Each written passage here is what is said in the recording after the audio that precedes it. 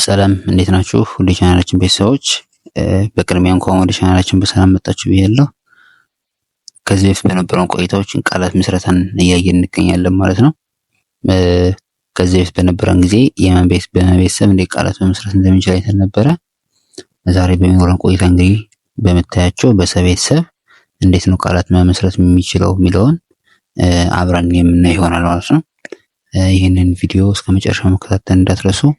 በተጨማሪም ይህንን ቻናል ሰብስክራይብ አድርጎ ቪዲዮውን ይጠቅማል ብላችሁ ለምታስቡት ሰው ሼር አድርጉ ማለት ነው። በትምህርቱ ዙሪያ ሀሳብ አስተያየት ካላችሁ ኮሜንት ሴክሽን ላይ የገባችሁ አሳውቁን። በኦንላይን መማር በልዩ ከዛ መማር ለምትፈልጉ ደግሞ ታች በማስቀመጥላችሁ ስልክ ላይ የገባችሁ በኢሞ በቴሌግራም እንዲሁም በዋትስአፕ ገብታችሁ አናግሩ ማለት ነው።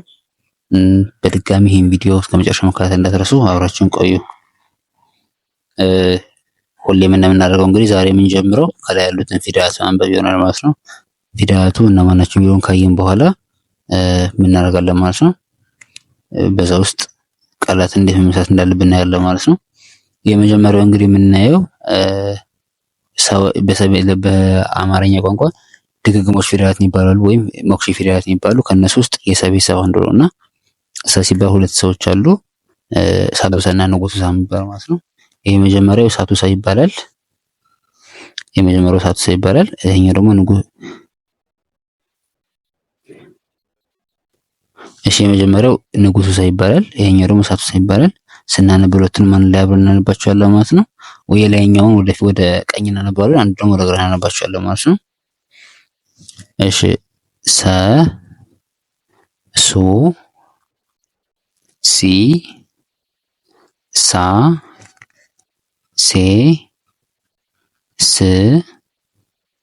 ሶ ከዛ ሶ ስ ሴ ሳ ሲ ሱ ሰ እንላለን ማለት ነው። ስለዚህ አሁን በእያንዳንዱ ፊደላት እንግዲህ ቃላት አሉ። እነሱን ቃላት አንድ በአንድ አብረን እናነባለን ማለት ነው። የመጀመሪያው ሰራ የሰ የመጀመሪያ እና የራ አራተኛ በመጠቀም ሰራ የሚል ቃል እናገኛለን።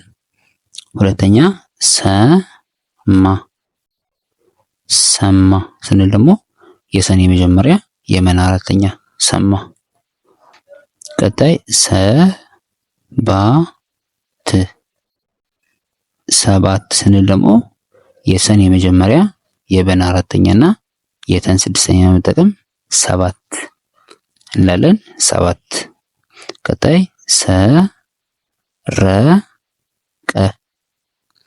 ሰረቀ ስንል ደግሞ የሰ የመጀመሪያ የረ የመጀመሪያ የቀ የመጀመሪያ ሶስቱን በማጣመር ላይ ሰረቀ እንላለን።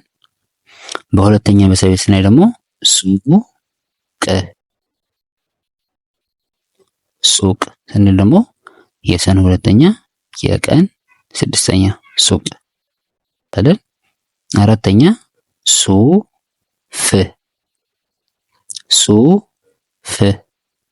ሱፍ ስንል ደግሞ የሰ ሁለተኛ ከዛ የፈ ስድስተኛ የሰ ሁለተኛ የፈ ስድስተኛ ሱፍ። ቀጣይ ሱሪ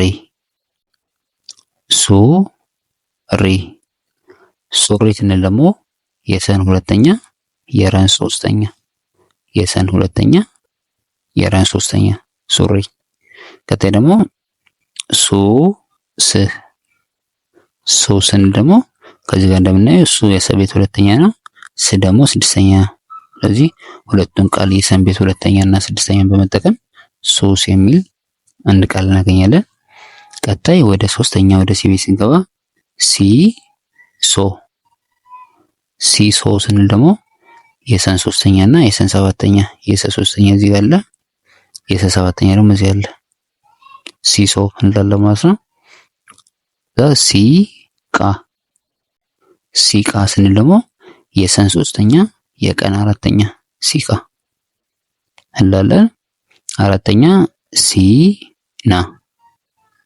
ሲና ስንል ደግሞ የሰን ሶስተኛ የነን አራተኛ በመጠቀም ሲና እንላለን።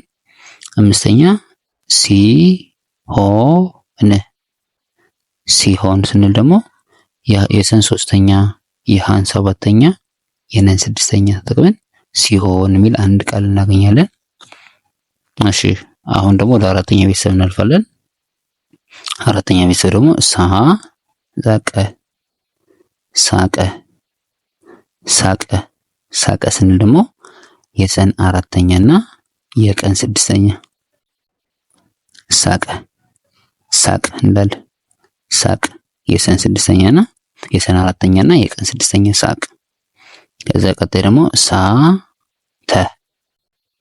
ሳተ ስንል ደግሞ የሰን አራተኛ እና አሁንም አራተኛ ስለምናይ ከዛ የተ የመጀመሪያ ሳተ። ቀጣይ ሳራ ስንል ደግሞ የሰን አራተኛ እና የረን አራተኛ ሳራ። እዛ ቀጣይ ደግሞ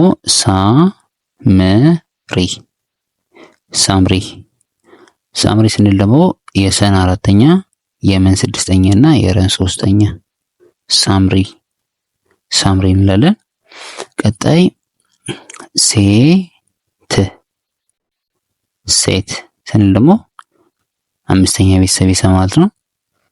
በዚህ አጋጣሚ የሰቤት እንግዲህ መለያቸው አምስተኛ ምንድነው? ቀለበት እግራቸው ላይ ያላቸው ማለት ነው። አራተኛ ቤተሰቦቹ በአንድ እግራቸው ላይ የቆሙ፣ ሶስተኛ ቤተሰቦቹ የሰቤት እግራቸው ላይ ቅጥያ ያለባቸው፣ ሁለተኛ ቤተሰብ ደግሞ መሃላቸው ላይ ወይም ወገባቸው ላይ ቅጥያ አለባቸው ማለት ነው። በዚህ መለየት እንችላለን። ከሁለተኛው ጀምሮ እስከ አምስተኛው ድረስ ያሉት ማንኛውም ከሀ ጀምሮ እስከ ፐ ድረስ ያሉት ፊደላት ማለት ነው ምን አላቸው ማለት ነው? ቅጥያቸው ተመሳሳይ ነው። በዛ ማየት እንችላለን። እሺ ቀጣይ ስናልፍ ሴራ ስንል ደግሞ የሰን ቤት አራተኛ እና የሰን ቤት አምስተኛ እና የረን ቤት አራተኛ ሴራ እንላለን። ቀጣይ ሴና ስንል ደግሞ የሰን ቤት አምስተኛ እና የነን ቤት አራተኛ ሴና እንላለን። ቀጣይ ሴም ስንል ደግሞ የሰን ቤት አምስተኛ እና የመን ቤት ስድስተኛ ሴም። እሺ ወደ ቀጣዩ ስናልፍ ቀጣይ ስድስተኛ ማለት ነው። ስም ስንል ደግሞ የሰ ስድስተኛ የመ ስድስተኛ ስም።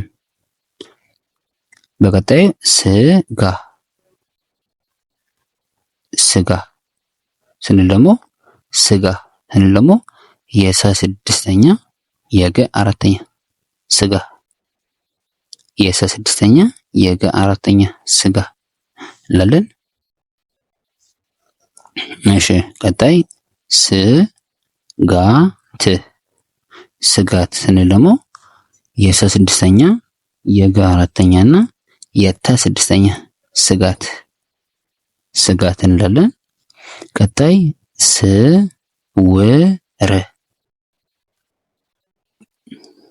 ስውር ስንል ደግሞ የሰን ስድስተኛ የወን ስድስተኛ የረ ስድስተኛ ስውር እንላለን። ቀጣይ የምንገባው እንግዲህ ወደ መጨረሻዎች ወደ ሰባተኛ ፊደላት ይሆናሉ። እነሱን አራት ቃላት ማለት ነው። ወደ እንግዲህ ዛሬ ቆይታችን እናበቃለን ማለት ነው። ሶራ ስንል ደግሞ የሰን ሰባተኛ እና የረን አራተኛ ሶራ። ቀጣይ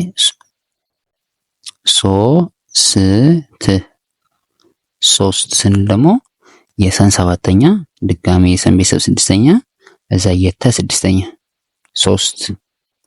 ሶስት እንላለን ማለት ነው። በቀጣይ ሶማሌ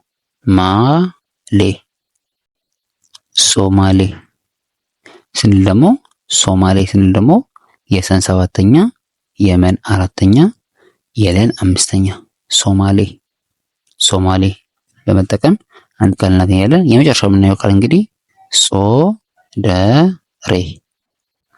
ሶደሬ እንላለን። ሶደሬ ስንል ደግሞ የሰ ሰባተኛ የደ የመጀመሪያ እና የረ አምስተኛ ሶደሬ እንላለን ማለት ነው። እሺ እንግዲህ ዛሬ በሰቤት እንግዲህ የነበረን ቆይታ ይህንን ይመስላል ማለት ነው። በትምህርቱ ዙሪያ ሀሳብ አስተያየት ካላችሁ ወይም እንዲሰራላችሁ የምትፈልጉት ቪዲዮ ካለ ኮሜንት ሴክሽን ላይ የገባችሁ አሳውቁን። ይህንን ቪዲዮ ይጠቅማል ብላችሁ ለምታስቡ ሰው ሼር አድርጉ። በተጨማሪም ቻናሉን ሰብስክራይብ ማድረግ አትርሱ። በኦንላይን መማር ለምፈልጉ ከታች በማስቀምጥላችሁ ስልክ እየገባችሁ በኢሞ፣ በቴሌግራም እንዲሁም በዋትስአፕ እየገባችሁ አናግሩ ማለት ነው። እንግዲህ በቀጣይ በሌላ ቪዲዮ እስክንገናኝ